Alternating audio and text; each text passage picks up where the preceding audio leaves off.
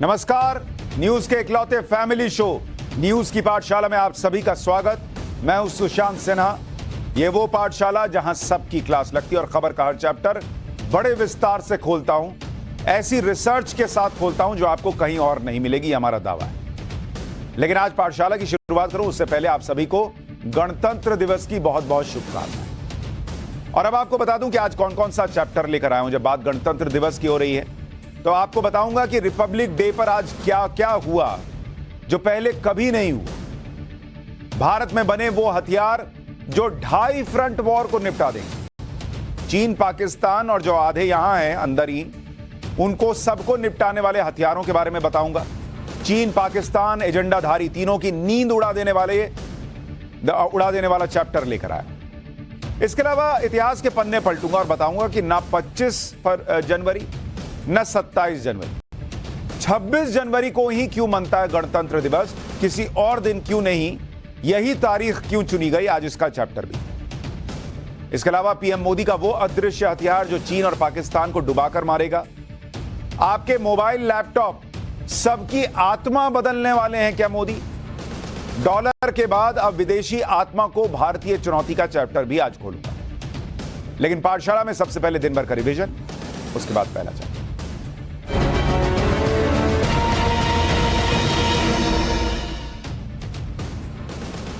आज देश 74वां गणतंत्र दिवस मना रहा है और इसे पूरे देश में धूमधाम से मनाया गया। नई दिल्ली में गणतंत्र दिवस की परेड में इजिप्ट के राष्ट्रपति मुख्य अतिथि के तौर पर शामिल हुए। गणतंत्र दिवस परेड में कर्तव्य पथ पर भारत की ताकत दिखी, सांस्कृतिक विविधता की झलक देखने को मिली दुनिया को। दुनिया के कई देशों ने भारत को गणतंत्र दिवस की बधाई दी। राहुल गांधी भारत जोड़ो यात्रा कर रहे हैं और इसका एक मकसद देश भर में बीजेपी विरोधी दलों को एक साथ लाने का भी है। लेकिन अभी तक कई विपक्षी दलों ने भारत जोड़ो यात्रा से दूरी ही बनाई। इनमें नीतीश कुमार का नाम भी जुड़ गया है। दरअसल 30 जनवरी को यात्रा के समापन पर आयोजित कार्यक्रम में नीतीश कुमार को न्योता दिया गया था, लेकिन नीतीश कुमार ने उसमें शामिल होने से इनकार कर दिया। जेडीयू ने कांग्रेस को लिखे पत्र में कहा है कि नीतीश कुमार 30 जनवरी को नागालैंड में विधानसभा चुनाव के लिए प्रचार कर रहे होंगे, इसलिए भारत जोड़ो यात्रा के समापन कार्यक्रम में शामिल नहीं हो पाएंगे। आम बजट से पहले वित्त मंत्रालय में हलवा सेरेमनी आयोजित की गई। इस सेरेमनी में वित्त मंत्री निर्मला सीतारमण और वरिष्ठ अधिकारी मौजूद थे। यह हर बार होता है और बजट को अंतिम रूप देने से पहले वित्त मंत्रालय में हलवा बनाया जाता है। यह परंपरा काफी समय से चली आ रही है। साल 2021 और 2022 में कोविड की वजह से यह हलवा सेरेमनी नहीं हो पाई थी, लेकिन अब कोविड चूंकि है नहीं तो हलवा सेरेमनी भी वापस आ गई है। मतलब बजट पूरी तरह से तैयार हो गया है, यह भी पता चलता है इस हलवा सेरेमनी से। और 1 फरवरी को वित्त मंत्री संसद में बजट पेश करेंगे। बिहार के मुख्यमंत्री नीतीश कुमार और उपेंद्र कुशवाहा के बीच बयानबाजी जारी है। उपेंद्र कुशवाहा के हिस्सेदारी वाले बयान पर नीतीश कुमार ने कहा कि मीडिया में बयान देने से कुछ नहीं होगा। नीतीश कुमार ने बिना किसी का नाम लेते हुए कहा कि पार्टी के अंदर जो बातें होती हैं वो आपस में होती हैं। अगर मीडिया में कोई बात करता है तो उस पर प्रतिक्रिया देने का मतलब नहीं है। किसी को पार्टी से जाना है तो जाए, रहना है तो रहे। समाजवादी पार्टी के संस्थापक मुलायम सिंह यादव को मरणोपरांत पद्म विभूषण देने का ऐलान हुआ है, जिसके बाद से समाजवादी पार्टी के नेताओं ने बयानबाजी शुरू कर दी। स्वामी प्रसाद मौर्य ने कहा कि मुलायम सिंह यादव को पद्म विभूषण का सम्मान देकर उनके व्यक्तित्व और देश के प्रति योगदान का अपमान किया गया है। अगर नेताजी को सम्मानित करना था तो भारत रत्न देना चाहिए। डिंपल यादव ने भी मुलायम सिंह यादव को भारत रत्न देने की मांग की। गणतंत्र दिवस के अवसर पर भारत की पहले नेजल कोविड वैक्सीन लॉन्च कर दी गई है। केंद्रीय स्वास्थ्य मंत्री मनसुख मांडविया ने भारत बायोटेक की नेजल वैक्सीन इनकोवैक को लॉन्च कर दिया। इस वैक्सीन को पिछले साल 23 दिसंबर को इस्तेमाल की मंजूरी मिल गई थी। Incovacc nasal vaccine CoWIN app पर भी उपलब्ध है। नेजल वैक्सीन मतलब आप इसको नाक से डाल सकते हैं, नेजल ड्रॉप नहीं आता, उसी तरह। राज्य सरकारों को यह वैक्सीन 325 रुपए में मिलेगी, जबकि बाजार में इसकी कीमत 800 रुपए रखी गई। यह वैक्सीन नाक में स्प्रे के जरिए दी जाती है। रूस के राष्ट्रपति व्लादिमीर पुतिन ने एक बार फिर से अमेरिका और पश्चिमी देशों को धमकी दी। रूस ने कहा है कि वो अमेरिका और जर्मनी के टैंक्स को जलाकर राख कर देगा। रूस ने यह धमकी अमेरिका और जर्मनी के यूक्रेन को टैंक देने के फैसले के बाद दी है। अमेरिका ने यूक्रेन को एब्राम्स टैंक और जर्मनी ने लेपर्ड टैंक देने का फैसला किया है। यूक्रेन को टैंक दिए जाने के खिलाफ रूस ने आज यूक्रेन के कीव शहर पर जबरदस्त हमला किया। रूस ने कीव में 30 मिसाइलें डाली। हालांकि यूक्रेन ने दावा किया कि उसने 15 मिसाइलें हवा में ही मार गिराई। यह हो गया दिन भर का रिवीजन। अब पाठशाला की पहली क्लास, जिसमें हम आपको बताएंगे कि रिपब्लिक डे पर आज ऐसा क्या हुआ जो पहले कभी नहीं हुआ। साथ ही आपको भारत में बने वो हथियार दिखाएंगे जो चीन, पाकिस्तान और एजेंडाधारी तीनों की नींद उड़ा देंगे।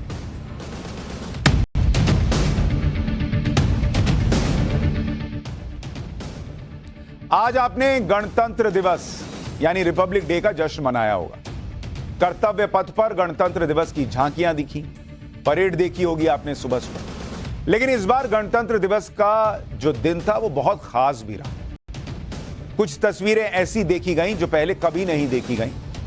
आज भारत की ताकत के बारे में आपको बताऊंगा, भारत जो बदल रहा है उसके बारे में बताऊंगा, और जो ताकत की बात करूंगा वो सिर्फ सैन्य हथियारों की बात नहीं करूंगा, अलग अलग ताकत आज आपको दिखाऊंगा।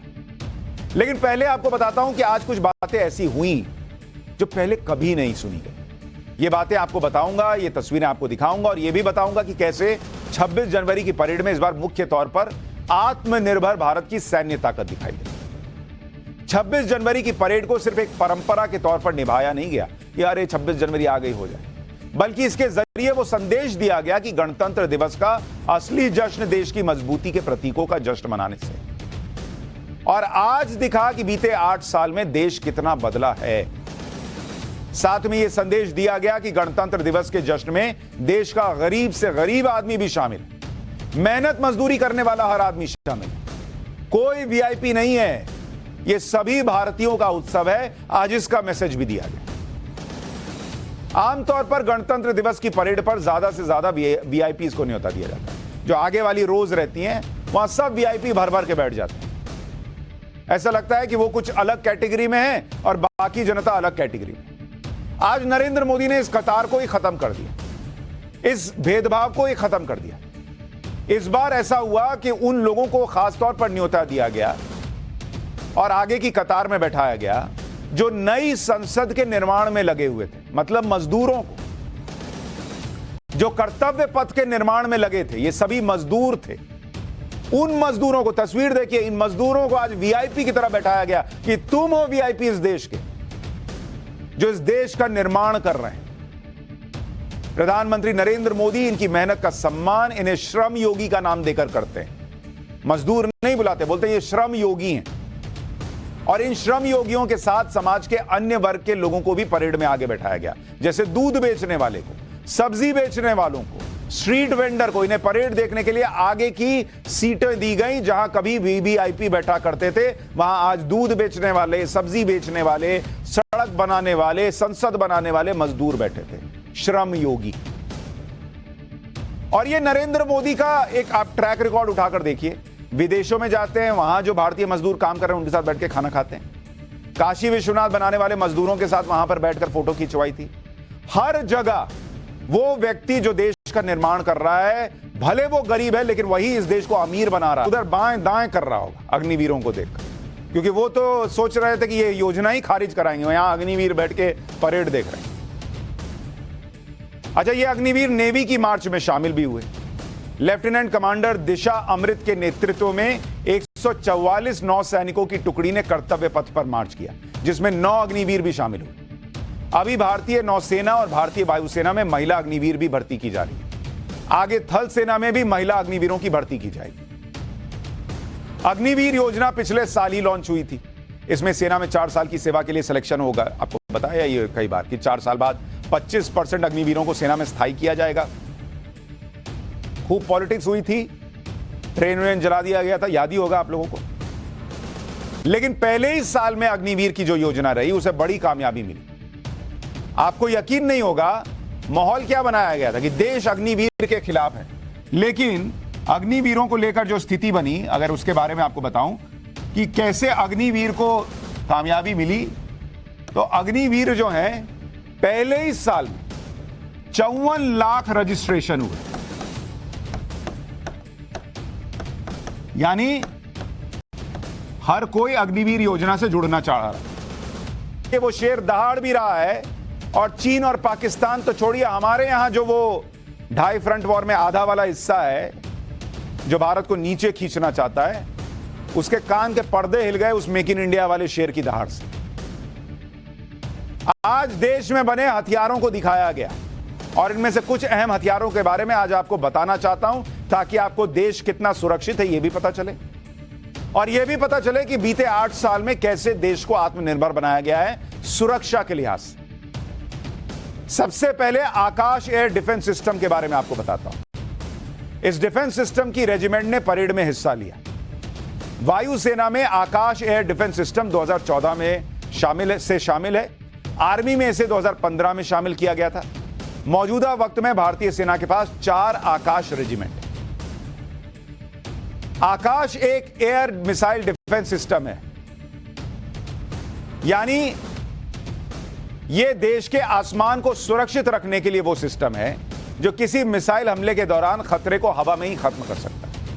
आकाश एयर मिसाइल डिफेंस सिस्टम पूरी तरह से स्वदेशी है। इसे डीआरडीओ, भारत डायनेमिक्स लिमिटेड समेत कई एजेंसीज ने मिलकर बनाया है।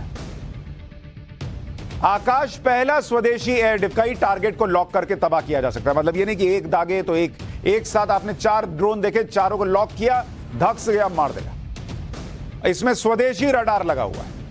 बालाकोट एयर स्ट्राइक के बाद पाकिस्तान के एयर अटैक को रोकने के लिए इसका इस्तेमाल किया गया था। यह है आकाश की ताकत। स्वदेशी हथियारों की लिस्ट में अब आपको K9 वज्र की शक्ति के बारे में बताता हूं। यह एक सेल्फ प्रोपेल्ड होवित्जर तोप है। अब ये सेल्फ प्रोपेल्ड क्या है बॉस, इतना कठिन शब्द में पाठशाला में बताएंगे। सेल्फ प्रोपेल्ड आपको सुनने में पता होना चाहिए ना, कल को कोई कहेगा फिर कहिएगा मतलब नहीं पता। सेल्फ प्रोपेल्ड का मतलब हो गया ऑटोमेटिक तोप। भारत की यह होवित्जर तोप दुनिया के सबसे एडवांस और हाईटेक सेल्फ प्रोपेल्ड आर्टिलरी में आती है। आज जब कर्तव्य पथ से K9 वज्र गुजरी तो इसकी धमक पाकिस्तान और चीन में सुनाई दी, क्योंकि ये रेगिस्तान से लेकर बर्फीले पहाड़ों पर बड़े धमाके कर सकती है। जरा ये K9 वज्र के बारे में सुनिए। K9 वज्र में 155 मिलीमीटर की तोप लगी हुई है। ये देख रहे हैं, ये जा रहा है, जिससे 40 किलोमीटर की दूरी तक दुश्मन का कोई भी ठिकाना तबाह किया जा सकता है। मल्टीपल राउंड्स इफेक्ट मोड पर 15 सेकंड में 3 गोले फायर कर सकती है। मतलब 5-5 सेकंड में एक निकल रहा है। आमतौर पर टैंक में गोले लोड करके फायर करने में बहुत समय लग जाता था, इसमें ऐसा नहीं है। सबसे बड़ी बात, यह 0 रेडियस पर चारों तरफ घूमकर अपने दुश्मन पर हमला कर सकता है। मतलब ऐसा नहीं है कि जैसे आप गाड़ी घुमाते हैं तो इतना दूर गए ऐसे गोल घूम कर, ये जहां है वहीं घूम जाएगा, वो मार देगा। इसकी एक और खासियत है कि इसकी स्पीड 60 किलोमीटर प्रति घंटे की स्पीड से युद्ध के मैदान में कम समय में एक जगह से दूसरी जगह पर पहुंचाया जा सकता है। अमूमन तोप क्या है, थोड़ा धीरे चलते हैं, ये 60 किलोमीटर पर आवर की स्पीड से चलता है। इस होवित्जर तोप का प्लेटफॉर्म पूरी तरह से वेल्डेड स्टील से बना है, जो दुश्मन के बड़े हमले को झेल सकता है और इसमें 5 सैनिकों का क्रू बैठ सकता है। K9 वज्र का वजन 50 टन है और इसकी ऑपरेशनल रेंज करीब 480 किलोमीटर है। मतलब 480 किलोमीटर की रेंज है। इसे भारतीय company Larsen and turbo LNT ने दक्षिण कोरियाई तकनीक की मदद से गुजरात में तैयार किया गया और किया जा रहा है। अब तक 100 तोप का ऑर्डर पूरा किया जा चुका है। इस तोप की पहली रेजिमेंट पूर्वी लद्दाख सरहद पर तैनात भी हो चुकी है। मतलब यह देश की सुरक्षा में लग भी चुका है।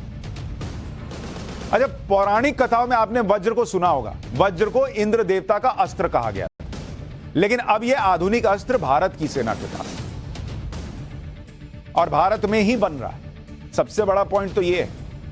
भारतीय सेना के बैटल टैंक अर्जुन MK1 के बारे में भी आपको बताता हूं। यह भी आज परेड में शामिल किया गया। 75 आर्म्ड रेजिमेंट की टुकड़ी ने टैंक के साथ मार्च किया। डीआरडीओ ने इस टैंक का निर्माण किया है। यह सटीक निशाना लगाने में माहिर है। यह टैंक युद्ध में बिछाई गई माइंस को साफ करते हुए आसानी से आगे बढ़ सकता है। केमिकल अटैक से बचाने के लिए इसमें विशेष तरह के सेंसर लगे हुए हैं। भाई आजकल को कोई भरोसा नहीं है ना, कौन केमिकल अटैक कर दे क्या कर दे, तो उसके लिए भी वहां पर व्यवस्था की गई। तो जिस अर्जुन MK1 के बारे में बता रहा हूं, यह 3rd जनरेशन का टैंक है, ये जो गुजर रहा है आपके सामने से। इसे डीआरडीओ उसने विकसित किया है। अर्जुन टैंक में 120 mm की गन लगी हुई है आगे। टैंक 7.62 mm की मशीन गन से भी लैस है। इसमें एंटी एयरक्राफ्ट मशीन गन भी है। 1400 हॉर्स पावर का इंजन लगा हुआ है। इसकी अधिकतम स्पीड 70 किलोमीटर प्रति घंटा है और इसमें 4 क्रू मेंबर बैठने की जगह है। एनबीसी प्रोटेक्शन सिस्टम लगा है जो टैंक को घातक हथियारों से बचाता है। अब बात करता हूं नाग मिसाइल सिस्टम। अब आप कहेंगे नाग क्या है भाई? ये दूसरे को डसने के लिए, यह अपना नाग है जो दूसरे को डसता है। यह स्वदेशी मिसाइल सिस्टम भी गणतंत्र दिवस की परेड का हिस्सा बना। नाग कहते हैं ना, नाग का काटा जो है बचना मुश्किल होता है, लेकिन इस नाग के हमले से दुश्मन का अंत होना तय है। अमेरिका और इजराइल के बाद भारत की एंटी टैंक नाग मिसाइल दुनिया की सबसे खतरनाक मिसाइलों में से एक। इस मिसाइल को भी भारत के डीआरडीओ ने तैयार किया। तो ये सब सुनते जाइए और समझते जाइए। जो लोग कहते हैं कि मेक इन इंडिया का शेर दहाड़ नहीं रहा है, वो अगली बार बोलेंगे तो ऐसे नाग दिखाइएगा। नाग याद है? नाग के बारे में बताता हूं। नाग मिसाइल की खासियत आपको बताता हूं। नाग मिसाइल सिस्टम को NAMIS भी कहते हैं, नेमिस। यह मिसाइल किसी भी ताकतवर टैंक को खत्म कर सकती है। यह एंटी टैंक गाइडेड मिसाइल है जो दागो और भूल जाओ की थ्योरी पर काम करती है। मतलब यह नहीं कि अब देखना है कि मारेगी कि नहीं, ये मारेगी ही मारेगी। यानी एक बार आपने इसे दाग दिया तो ये टारगेट को खत्म करके ही दम लेती है। मतलब नाग की तरह उसके पीछे पीछे घूमती रहेगी, जब तक डसेगी नहीं तब तक छोड़ेगी नहीं। वो नहीं था मांझी फिल्म में डायलॉग, जब तक तोड़ेंगे नहीं छोड़ेंगे नहीं। ये जब तक मारेगी नहीं छोड़ेगी नहीं। लॉन्च होने से पहले ये मिसाइल अपने टारगेट को लॉक कर लेती। ये 7 किलोमीटर तक टारगेट को तबाह कर सकती है। ये मिसाइल टॉप अटैक मोड में काम करती है, यानी ये मिसाइल लॉन्च होने के बाद पहले ऊपर जाती है, फिर टारगेट के ठीक ऊपर से नीचे आती है। मतलब ऊपर से गई ऐसे देखी और नीचे आके धक से मार दी। ये है नाग मिसाइल, और ये भी इंडिया में बनी हुई है, डीआरडीओ ने बनाई है। आज कर्तव्य पथ पर स्वदेशी हथियारों की परेड में सबसे ज्यादा चर्चा जिस हथियार की हुई वो है ब्रह्मोस मिसाइल। यह एक सुपर सोनिक क्रूज मिसाइल है और इसकी एडवांस तकनीक और फायरिंग रेंज से दुनिया के बड़े बड़े देश हैरान हैं। ब्रह्मोस मिसाइल हवा में ही रास्ता बदलने में सक्षम है और किसी भी चलते फिरते टारगेट को ध्वस्त कर सकती है। अच्छा, इसकी एक और बड़ी खासियत है कि इस मिसाइल को जहाज, पनडुब्बी, फाइटर जेट या फिर धरती से भी लॉन्च किया जा सकता है। जमीन या वॉरशिप से फायरिंग पर ब्रह्मोस 400 किलोमीटर की रेंज में टारगेट को खत्म कर देगी। यह 2500 किलोमीटर प्रति घंटे की स्पीड से अपने टारगेट पर अटैक करती है। समंदर के अंदर भी इसकी रेंज सुनिए। पानी में दाग दीजिएगा पनडुब्बी से 40-50 मीटर की गहराई में, तो यह 290 किलोमीटर की दूरी पर टारगेट को खत्म कर सकती है। ब्रह्मोस मिसाइल में रैमजेट इंजन तकनीक का इस्तेमाल किया गया है, जो इसकी स्पीड और सटीकता को और ज्यादा घातक बना देता है। इस मिसाइल का भी फायर एंड फॉरगेट वाला सिद्धांत है, यानी दागो और भूल जाओ। यह मिसाइल अपने टारगेट को ढूंढ कर हमला करती है। इस मिसाइल को भारतीय सेना के तीनों अंगों आर्मी, नेवी और एयरफोर्स को सौंपा जा चुका है। अभी इसकी रेंज 400 से 1000 किलोमीटर बढ़ाने पर और काम चल रहा है। ब्रह्मोस को भारत के डीआरडीओ और रूस की तकनीक की मदद से तैयार किया गया है, इसलिए इस मिसाइल का नाम 2 नदियों, भारत की ब्रह्मपुत्र और रूस की मोस्कवा नदी के नाम पर है। आप समझ में ब्रह्मोस कहां से आया? ब्रह्मपुत्र से ब्रह्म लिया, मोस्कवा से मोस लिया, ब्रह्मोस। डिफेंस के सेक्टर में भारत को आत्मनिर्भर बनाने के लिए इस वक्त कितने प्रोजेक्ट चल रहे हैं और कितनी रकम लगाई गई है, आपको यह भी जानना चाहिए। यह रातों रात नहीं हुआ बॉस, कि सुबह उठे और कहा गया कि अरे देखिए ना हमने बना लिया इसको। ये एक सोच के तहत, एक विजन के तहत हुआ, और उस विजन और सोच का नाम है मेक इन इंडिया, जिसका अक्सर हमारे यहां मजाक उड़ाया जाता है। उसकी दुनिया में चर्चा हो रही है कि बॉस ये लोग बैठे बैठे जो है क्या क्या बना ले रहे हैं, और ये वो भारत है जो सारे हथियार बाहर से लेता था, अब खुद बना रहा है। मेक इन इंडिया के तहत डिफेंस की 140 स्कीम काम कर रही है, जिन पर काम चल रहा है, और 2 लाख करोड़ रुपए की कीमत के प्रोजेक्ट है। मतलब 2 लाख करोड़ रुपए का प्रोजेक्ट चल रहा है जिस पर काम चल रहा है, इन्वेस्ट हो रहा है। राहुल गांधी कहते हैं मेक इन इंडिया का शेर ही नहीं दहाड़ता है। इस वक्त रक्षा बजट है 1.5 लाख करोड़ रुपए, और इसमें 68% बजट हमारा कितना है? 1.52 लाख करोड़ डिफेंस का सीआर। और इसमें आज की डेट में जो हम 60% खरीदारी कर रहे हैं वो घरेलू खरीद रहे हैं बॉस, मतलब घर में बना हुआ खरीद रहे हैं 1.5 लाख करोड़ में से 68%। एक जमाना ऐसा था कि हम घर में कुछ कर ही नहीं रहे थे, सब बाहर से मंगाते थे, और यही डीआरडीओ था ना हमारे पास, यही साइंटिस्ट थे ना हमारे पास।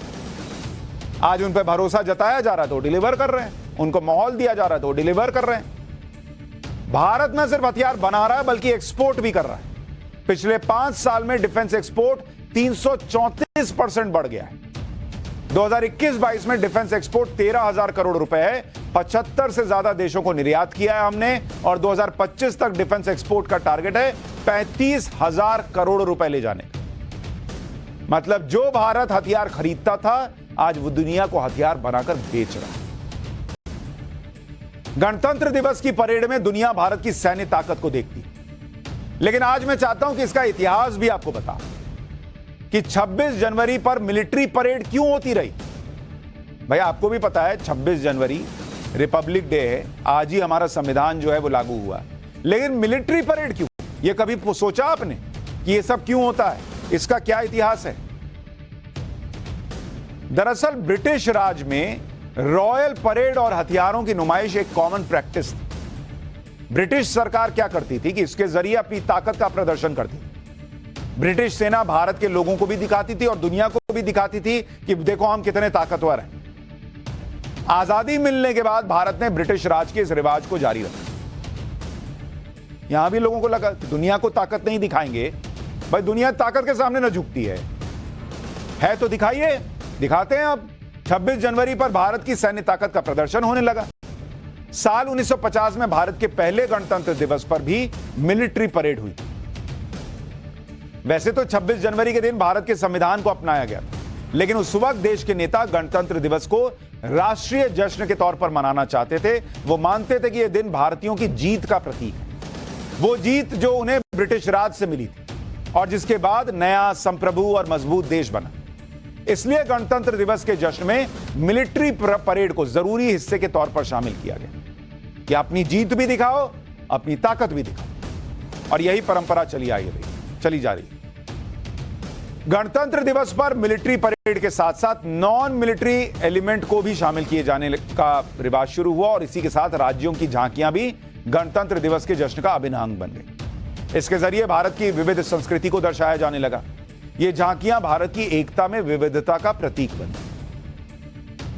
अब हिस्ट्री का चैप्टर खुला ही है तो आपको आज के दिन के बारे में भी थोड़ा विस्तार से बता देता हूं। पाठशाला में आए तो काम की चीज लेके जाइए। ये वीडियो तो देख ही रहे हैं, लेकिन ये भी जानिए कि 26 जनवरी को ही गणतंत्र दिवस क्यों मनता है। कभी सोचे हैं? 25 जनवरी को भी मन सकता था, 27 जनवरी को भी मन सकता था, 26 जनवरी ही क्यों? इस डेट में ऐसा क्या है? 26 जनवरी को गणतंत्र दिवस इसलिए मनाया जाता है क्योंकि इसी दिन 1950 को देश में संविधान लागू हुआ था। ये तो आपको पता है, लेकिन 26 जनवरी की तारीख क्यों चुनी गई ये शायद आपको नहीं पता होगा। ये आज मैं बताता हूं। संविधान को बनाने में एक लंबी प्रक्रिया चली थी, इतना तो आपको पता है। इसके लिए एक संविधान सभा का गठन किया गया 1946 में। जब भारत में अंग्रेजी राज चल रहा था तभी संविधान सभा बन गई। तब अंग्रेजों ने भारत की आजादी की मांग मान ली थी और 1946 की शुरुआत में राज्यों की विधानसभाओं के चुनाव करवाए गए। राज्यों की विधानसभा के चुने हुए सदस्यों ने संविधान सभा के सदस्यों को चुना। मतलब राज्यों ने अपना अपना प्रतिनिधि चुना कि कौन संविधान सभा में जाएगा, संविधान बनाने में उनका प्रतिनिधित्व करेगा, ताकि हर राज्य की बात संविधान में हो, देश का नेतृत्व हो। सितंबर 1946 में संविधान सभा के गठन के साथ ही अंतरिम सरकार और कैबिनेट का गठन कर लिया गया। संविधान सभा में सदस्यों की संख्या 389 निश्चित की गई कि 389 सदस्य हो, जो विभाजन के बाद घटकर 299 रह गए। अगस्त 1947 में संविधान की ड्राफ्टिंग कमेटी बनाई गई, जिसके चेयरमैन थे बाबा साहब B.R. अम्बेडकर। उन्होंने करीब 60 देशों के संविधान का अध्ययन किया था, तो उनको कहा गया कि भाई आप रहिए इसमें। संविधान के ड्राफ्ट पर संविधान सभा के सदस्यों ने करीब 114 दिन तक बहस की। एक एक शब्द पर लंबी लंबी चर्चाएं हुई। 7,635 संशोधन पेश किए गए, जिनमें 2,427 संशोधन स्वीकार किए गए, बाकी गिर गए। इस तरह से संविधान सभा के 11 सेशन हुए और इसमें उस वक्त के 6 करोड़ 30 लाख रुपए खर्च हुए, उस जमाने के 6 करोड़। 26 नवंबर 1949 को संविधान सभा ने पारित कर दिया। किस दिन किया? 26 नवंबर 1949। तो जब संविधान सभा ने पारित कर दिया तो फिर 26 नवंबर को ही लागू क्यों नहीं हुआ? इसे लागू किया गया 26 जनवरी 1950 को। संविधान बनने की इस पूरी प्रक्रिया में 2 साल 11 महीने 18 दिन लगे। भारत का संविधान 26 नवंबर 1949 को बनकर तैयार हो गया, लेकिन लागू 26 जनवरी 1950 को हुआ। इसकी एक वजह थी। 26 जनवरी की तारीख इसलिए चुनी गई क्योंकि 26 जनवरी से भारत की आजादी का संघर्ष जुड़ा था। कैसे भाई? अब वो सुनिए। 26 जनवरी 1930 को ही पूर्ण स्वराज की घोषणा की गई थी। 26 जनवरी 1930 को, जिसे आजादी की लड़ाई के आखिरी दौर की शुरुआत के तौर पर माना जाता है। पूर्ण स्वराज का मतलब था कि अंग्रेजी राज से पूरी तरह से स्वतंत्र होना। तब यानी ऑस्ट्रेलिया और न्यूजीलैंड जैसे देशों को डोमिनियन स्टेट का दर्जा दे दिया था। हालांकि मोतीलाल नेहरू की रिपोर्ट का कांग्रेस के अंदर ही विरोध हो गया। सुभाष चंद्र बोस और खुद मोतीलाल नेहरू के बेटे जवाहरलाल नेहरू ने नेहरू रिपोर्ट को खारिज कर दिया। सुभाष चंद्र बोस जैसे नेताओं का साफ मानना था कि ब्रिटिश राज से भारत को हर तरह के संबंध तोड़ने चाहिए, क्योंकि डोमिनियन स्टेट का दर्जा देने से भारत को भले ही कुछ हद की आजादी मिल जाएगी, लेकिन भारत के मामलों में हमेशा ब्रिटिश राज घुसा रहेगा, दखल देता रहेगा। डोमिनियन स्टेटस के पक्ष में तो एक समय खुद महात्मा गांधी भी थे। हालांकि बाद में इसको लेकर उनके विचार बदले। इसी बीच 1929 में वायसराय लॉर्ड इरविन ने भी कह दिया कि भारत को भविष्य में डोमिनियन स्टेटस दिया जाएगा। लेकिन भारत को डोमिनियन स्टेटस का दर्जा देने का विचार ब्रिटेन में पसंद नहीं किया गया, क्योंकि ब्रिटेन तब मंदी में था और भारत उसकी इकोनॉमी के लिए सबसे कीमती देश था। मतलब उनको लग रहा था इंडिया से पैसा आ रहा है, यही तो हमको मंदी से बचा रहा है। ब्रिटेन में दबाव की वजह से लॉर्ड इरविन बाद में अपनी बात से पलट गए और महात्मा गांधी से मीटिंग में कह दिया कि भारत को डोमिनियन स्टेटस देना फिलहाल संभव नहीं। इसने भारतीयों को इस बात के लिए एकजुट कर दिया कि अंग्रेजों से अब तो पूर्ण आजादी ही जरूरी है। इसके लिए दिसंबर 1929 में ऐतिहासिक लाहौर अधिवेशन हुआ। लाहौर अधिवेशन में पूर्ण स्वराज का प्रस्ताव पास किया गया और 26 जनवरी 1930 को आजादी का ऐलान कर दिया गया। तब हर भारतीय से कहा गया कि वो 26 जनवरी को स्वतंत्रता दिवस मनाएं, तिरंगा लहराएं और आजादी का ऐलान करें। इसके बाद से आजादी का आंदोलन अंग्रेजों से आजादी के लिए गुहार लगाने वाली भाषा से बदलकर अपना अधिकार लेने वाली भाषा में बदल गया। इस तरह से 1930 से लेकर 1947 तक, यानी आजादी मिलने तक, भारतीयों ने 26 जनवरी को ही अपना स्वतंत्रता दिवस मनाया। मतलब जिसको आज आप रिपब्लिक डे कहते हैं, वो एक जमाने में इंडिपेंडेंस डे था। जब भारत 15 अगस्त 1947 को आजाद हुआ, तब से 26 जनवरी को छोड़कर 15 अगस्त इंडिपेंडेंस डे बना, स्वतंत्रता दिवस बना। और जब संविधान लागू करने का वक्त आया तो फिर 26 जनवरी की उस ऐतिहासिक तारीख को चुना गया जिसे इतने दिन तक, इतने सालों तक इंडिपेंडेंस डे के तौर पर मनाया गया था। और तब से 26 जनवरी को गणतंत्र दिवस मनाया जाता है। तो इसलिए अगली बार कोई पूछे कि बॉस 26 जनवरी को ही गणतंत्र दिवस क्यों मनाते हो, तो ये मत कह दीजिएगा कि इसी दिन संविधान लागू हुआ। ये डेट क्यों चुना गया, बोलेगा पाठशाला में बताए हैं, पहले यही इंडिपेंडेंस डे था, अब ये रिपब्लिक डे। भारत के संविधान को बनाने की प्रक्रिया जिस तरह से एक लंबी प्रक्रिया रही, जिस तरह से एक एक शब्द पर बहस हुई, जिस तरह से दुनिया भर के संविधानों का गहन अध्ययन हुआ, जिस तरह से करीब 3 साल में जाकर संविधान बना और उसे स्वीकार किया गया, और आज तक वही संविधान भारत के लिए सर्वोपरि है। लेकिन हमारे साथ ही आजाद हुए पाकिस्तान में क्या हाल हुआ है, यह भी आपको बताता हूं। पाकिस्तान में संविधान 1956 में लागू हो पाया, हमारे यहां 1950 में हुआ। आजाद 47 में, 50 में संविधान आ गया, वो भी आजाद 47 हुए, लेकिन उनका संविधान आने में 1956 हो गया। यानी भारत में संविधान लागू होने के 6 साल बाद पाकिस्तान में संविधान लागू हुआ। पाकिस्तान में संविधान लागू हुआ तो पूर्वी पाकिस्तान यानी आज के बांग्लादेश ने इसे खारिज कर दिया, जबकि भारत में संविधान पर सबकी सहमति थी।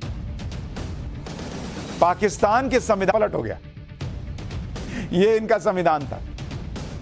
1958 में तख्ता पलट से सत्ता में आए जनरल अयूब खान ने पाकिस्तान के संविधान को बदलने के लिए कमेटी बना दी। 2 साल में बोला कि बदल दो संविधान को। पाकिस्तान का संविधान बदलकर जनरल अयूब खान ने पाकिस्तान को पार्लियामेंट्री सिस्टम से प्रेसिडेंशियल सिस्टम में बदल दिया। 1966 में पूर्वी पाकिस्तान यानी आज के बांग्लादेश में वहां के नेता मुजीबुर रहमान ने पूर्वी पाकिस्तान के लिए अलग संविधान का प्लान बना लिया। 1971 में जब पाकिस्तान के टुकड़े हो गए और आधिकारिक तौर पर पूर्वी पाकिस्तान बांग्लादेश के नाम से नया देश बन गया, तब पाकिस्तान का संविधान बदला। पाकिस्तान में 1973 में नया संविधान बनाया गया, लेकिन इसे भी वहां के दो राज्य खैबर पख्तूनख्वा और बलूचिस्तान ने स्वीकार नहीं किया। एक काम इन लोगों से ढंग से नहीं होता, लड़ भिड़ के देश ले लिए, ना चला पा रहे हैं। आज का हाल तो आपको पता ही है, संविधान भी ढंग से नहीं बना पा रहे। इसके बाद दो तख्ता पलट हुए, जिसमें 1985 में पाकिस्तान का संविधान स्थगित हुआ, फिर 2002 में पाकिस्तान का संविधान स्थगित हुआ। यह इनके संविधान का हाल है। गणतंत्र दिवस की परेड में सबने भारत के वो हथियार देखे जो दुश्मनों की नींद उड़ा देंगे, लेकिन अब आपको उस हथियार के बारे में बताता हूं जो परेड में नहीं दिखा। यह प्रधानमंत्री नरेंद्र मोदी के उस अदृश्य हथियार का चैप्टर है जो पाकिस्तान और चीन को डुबा कर मारेगा।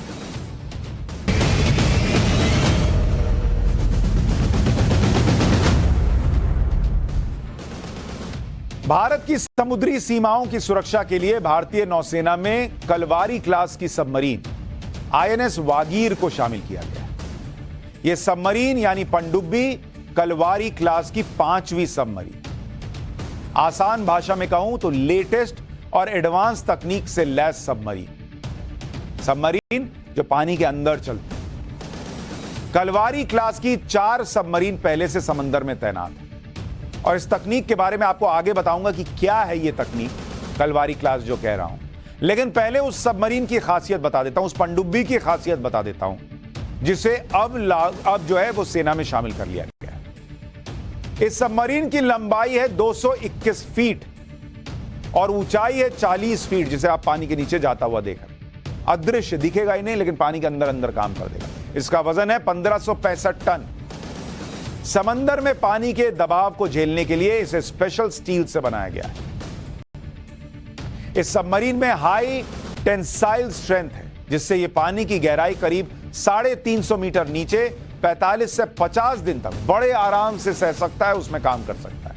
सबसे खास बात यह कि सबमरीन स्टील टेक्नोलॉजी से बनाई गई है, जिसकी वजह से यह रडार की पकड़ में नहीं आता। पकड़ में ही नहीं आएगा कि नीचे पनडुब्बी चल रही है। इस सबमरीन में 1250 किलोवाट डीजल इंजन है, जिससे यह समंदर में 37 किलोमीटर प्रति घंटे की रफ्तार से चल सकती है। लेकिन अगर डीजल खत्म हो जाए तब इसके लिए सबमरीन में 360 बैटरी सेल्स हैं। हर बैटरी सेल का वजन करीब 750 किलो है। इन्हीं बैटरीज के दम पर आईएनएस वागीर समंदर की सतह पर 6500 नॉटिकल माइल्स यानी करीब 12000 किलोमीटर का रास्ता तय कर सकता है, जबकि समंदर के अंदर 1000 किलोमीटर की दूरी तय की जा सकती है।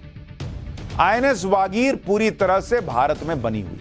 एक और मेक इन इंडिया, इसे फ्रांस की कंपनी नेवल ग्रुप के साथ मिलकर मुंबई के Mazagon dock ship builders limited ने बनाया है और अब यह भारत की ताकत बढ़ा रही है। जिस सबमरीन वागीर की बात कर रहा हूं, उसके बारे में आपको यह भी बता दूं कि यह सबमरीन साइलेंट किलर है। इसका मतलब क्या हुआ साइलेंट किलर? मतलब चुपचाप जाकर मार देती। यह सबमरीन बिना आवाज किए चुपचाप दुश्मन का काम तमाम करती है। इसके पीछे के हिस्से में मैग्नेटाइज्ड प्रोपल्शन मोटर लगाया गया है। इस तकनीक को फ्रांस से लिया गया। यह तकनीक इंजन से आने वाली आवाज को बाहर तक नहीं आने देती। इससे दुश्मन के खोजी हवाई जहाज हो या सबमरीन को इसकी जानकारी ठीक से मिल ही नहीं पाती। उनको पता ही नहीं चल रहा, आवाज ही नहीं आ रही, क्या कैच करेंगे? चुपचाप एकदम चला जा रहा। इसके अलावा यह समंदर की गहराइयों में माइंस बिछा सकते हैं ताकि दुश्मन के वॉरशिप और सबमरीन को ब्लास्ट किया जा सके। यह सबमरीन एडवांस वेपन से लैस है। इसके ऊपरी हिस्से में 6 टॉर्पीडो ट्यूब्स बनाई गई हैं, जिनसे टॉर्पीडोज को फायर किया जाता है। टॉर्पीडो नहीं देखे हैं? बहुत सारा फिल्म में आता है कि टॉर्पीडो दाग दिया, वो मिसाइल जैसा जाता है, वो भी इसमें लगा हुआ है। इसमें एक बार में 12 टॉर्पीडोज फायर किए जा सकते हैं। इसके अलावा एंटी शिप मिसाइल SM-39 भी लॉन्च की जा सकती है। सबमरीन में लगे हथियार और sensor high technology combat management system से जुड़े। ये भारत की समुद्री सीमा देख रहे हैं, इधर बंगाल की खाड़ी है, इधर अरब सागर है, इधर हिंद महासागर है। तो ये 7516 किलोमीटर की भारत की समुद्री सीमा है। तो इधर लेफ्ट में देखेंगे अरब सागर है, इधर पाकिस्तान भी बैठा हुआ है, तो यहां पे कराची से खतरा बनता है। राइट में आप देखिए बंगाल की खाड़ी है, यहां चीन से खतरा है, उधर चाइना देख रहे हैं वहां से खतरा है। नीचे हिंद महासागर है, वहां चीन का व्यापार चलता है। तो भारत अपनी इसी समुद्री सीमा को जो है वो बचाने का प्रयास कर रहा है, मतलब उसको सुरक्षित कर रहा है। और इसी के लिए anti submarine worship, missile worship और सबमरीन्स को तैनात रखता है कि बॉस न पाकिस्तान पर भरोसा कर सकते, न चाइना पे कर सकते, दोनों का वही हाल है। तो अपने ऊपर भरोसा करो, अपना हथियार बनाओ और इनके सामने लगा के रखो। आईएनएस वागीर को भी अरब सागर के आसपास तैनात किया जा सकता है। इससे भारत की समुद्री सुरक्षा कई गुना बढ़ जाएगी। 2017 से प्रोजेक्ट 75 के तहत लगातार समंदर की सुरक्षा को लेकर एक के बाद एक कलवारी क्लास की सबमरीन समंदर में उतारी जा रही। और जैसा मैं आपको बता रहा था कि आईएनएस वागीर कलवारी क्लास की 5वीं सबमरीन है। इससे पहले 4 सबमरीन कब आई थी वो भी आपको बता देता हूं। दिसंबर 2017 में आईएनएस कलवरी आई, सितंबर 2019 में आईएनएस खंडेरी आई, मार्च 2021 में आईएनएस करंज आया और नवंबर 2021 में आईएनएस वेला और अब जनवरी 2023 में आईएनएस वागीर। दिसंबर 2023 में आईएनएस वागशीर आने की उम्मीद है, मतलब एक और, यानी कुल सबमरीन 17 हो जाएंगे। डीजल और इलेक्ट्रिक से चलने वाले 16, परमाणु बैलिस्टिक वाले 1। यानी समुद्र में भी भारत की ताकत जो है वो कैसे बढ़ रही है, आज उसका चैप्टर भी आपको बताया, ताकि अगली बार कोई कहे कि भारत को क्या हो रहा है, भारत को कहां से जो है वो भारत की सीमा में छेड़छाड़ की कोशिश हो रही है, तो आपको पता रहना चाहिए भारत कितना सुरक्षित है। लेकिन जब भारत की ताकत की बात करता हूं तो मैंने आपसे कहा था कि सिर्फ आपको हथियारों के बारे में नहीं बताऊं, आपको टेक्नोलॉजी के क्षेत्र में भी जानना चाहिए कि भारत कैसे ताकतवर हो रहा है। पाठशाला में अब टेक्नोलॉजी की क्लास, जिसमें आपको बताता हूं कि क्या नरेंद्र मोदी आपके मोबाइल, आपके लैपटॉप की आत्मा बदल रहे हैं।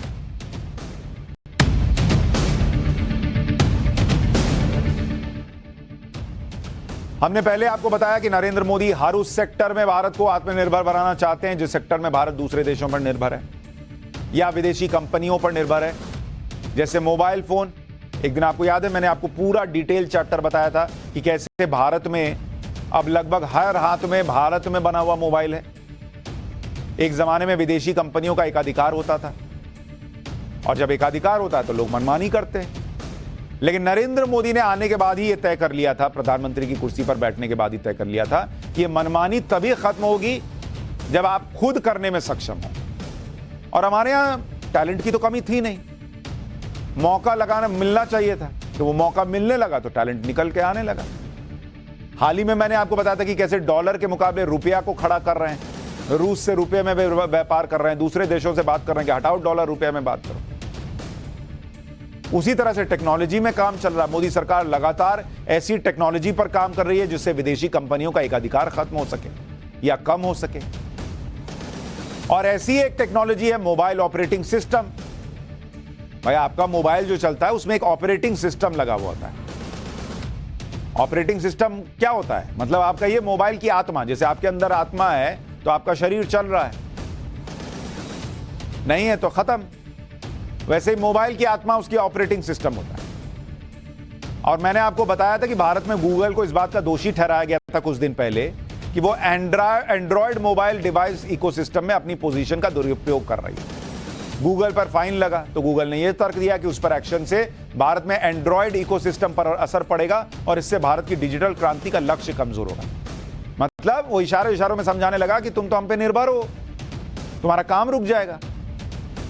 एक तरह से बचाव की जगह वो धमकी दे रहा था कि मोबाइल ऑपरेटिंग सिस्टम में हम बादशाह हैं, आप हमसे मत उलझो। नरेंद्र मोदी ने कहा कि रुको, तुमको बताते हैं। इसी बादशाहत को कम करने के लिए भारत ने स्वदेशी मोबाइल ऑपरेटिंग सिस्टम बना लिया। लेके बैठे रहो तुम अपना ऑपरेटिंग सिस्टम, तुम्हारी आत्मा तुम रखो, लेके जाओ, हम अपनी आत्मा डाल देंगे। बॉडी में नहीं होता ऐसा, मोबाइल में हो सकता है। भारत के स्वदेशी मोबाइल ऑपरेटिंग सिस्टम का जो नाम है वो है भारओस। ये है भार, ये भारत का भार हो गया, और ओएस मतलब ऑपरेटिंग सिस्टम।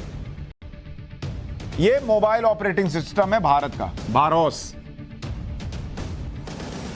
केंद्रीय शिक्षा मंत्री धर्मेंद्र प्रधान और रेल मंत्री अश्विनी वैष्णव ने इसका ट्रायल भी किया और भारोस ऑपरेटिंग सिस्टम वाले स्मार्टफोन से उन्होंने वीडियो कॉल भी की। अभी आपको बताऊंगा कि अब एंड्रॉयड की जगह भारोस आ जाएगा तो क्या होगा, लेकिन पहले देखिए वीडियो कॉल के दौरान भारोस ऑपरेटिंग सिस्टम में किसी तरह की कोई दिक्कत नहीं आई। दोनों मंत्री बैठे हुए हैं, इधर दूसरे अधिकारी बैठे हुए हैं और भारोस से बातचीत चल रही है। भारोस ऑपरेटिंग सिस्टम में यूजर सिक्योरिटी से किसी तरह का समझौता नहीं किया गया है, यानी यह ऑपरेटिंग सिस्टम पूरी तरह से सुरक्षित है। इसकी खासियत के बारे में आपको आगे बताऊंगा तो आप भी हैरान रह जाएंगे कि यह कितनी कमाल की चीज बन रही है या बन गई है। पहले आप यह समझ लीजिए कि मोबाइल ऑपरेटिंग सिस्टम होता क्या है। ऑपरेटिंग सिस्टम को स्मार्टफोन की आत्मा कहा जा सकता है। ऑपरेटिंग सिस्टम वो प्लेटफॉर्म होता है जिस पर स्मार्टफोन काम करते हैं। यह एक सॉफ्टवेयर होता है जिसकी मदद से स्मार्टफोन के सभी फीचर्स का इस्तेमाल किया जाता है। ये जो आप मोबाइल देख रहे हैं, ये जो पकड़ रहे हैं, ये है हार्डवेयर। हार्ड है ना, चूरे हार्ड है, हार्डवेयर। और इसके अंदर जो चलता है, जिसके तहत काम होता है, उसको कहते हैं सॉफ्टवेयर। इसमें एक iOS होता है, जैसे मेरे पास एप्पल का फोन तो iOS है, जिसके पास एंड्रॉयड होगा उसमें एंड्रॉयड डला हुआ होगा, दूसरे फोन। तो iOS और एंड्रॉयड चल रहे थे। अब आ गया भारतीय भाई अपना भारोस।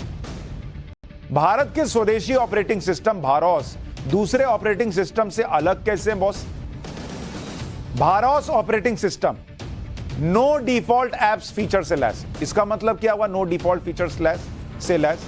इस ऑपरेटिंग सिस्टम में पहले से कोई ऐप इंस्टॉल ही नहीं रहता। आप मोबाइल खरीदने जाते हैं, आज की डेट में क्या होता है, दसियों ऐप पहले से पड़े हैं, आप इस्तेमाल कर रहे हैं नहीं कर रहे हैं, वो पड़े हुए हैं। इसमें कोई ऐप इंस्टॉल नहीं है बॉस, एकदम खाली सपाट। जैसे बच्चे का दिमाग नहीं होता, एकदम खाली। जो आप पढ़ाएंगे वही सीखेगा, जो आप बताएंगे वही सीखेगा, जो व्यवहार सिखाएंगे वही सीखेगा। वैसे ही भारोस क्लीन स्लेट भरिए इसमें। यूजर जिस ऐप का इस्तेमाल करना चाहेगा उसी का इंस्टॉल करेगा। एंड्रॉयड स्मार्टफोन में आप देखते होंगे कि पहले से कई ऐप इंस्टॉल रहते हैं, इन ऐप्स को डिलीट भी नहीं किया जा सकता।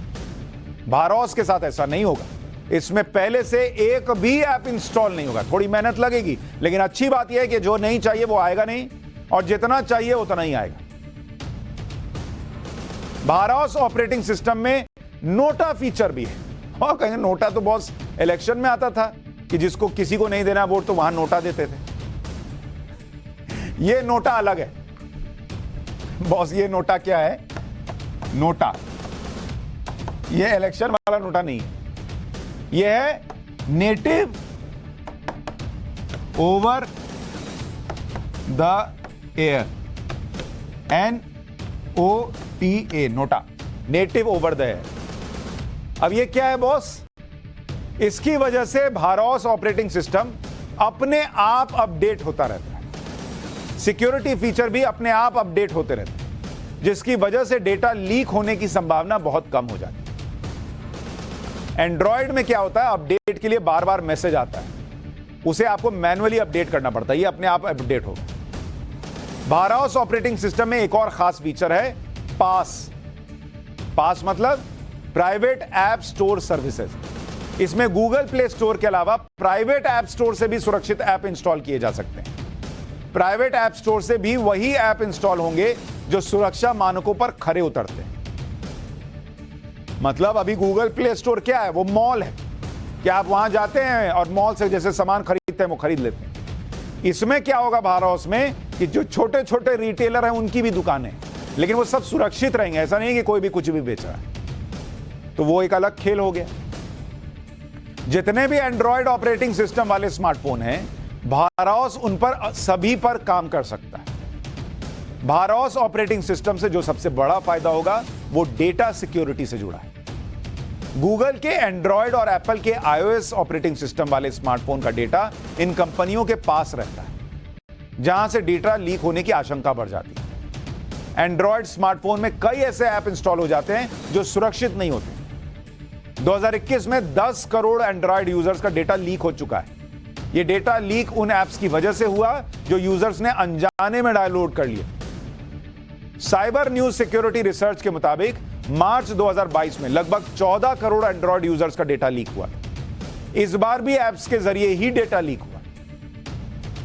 भारोस ऑपरेटिंग सिस्टम में पहले से कोई ऐप इंस्टॉल नहीं होता। इसके अलावा वही ऐप इंस्टॉल हो सकते हैं जो सुरक्षित होते हैं, इसलिए डेटा लीक होने की संभावना बहुत कम हो जाती है।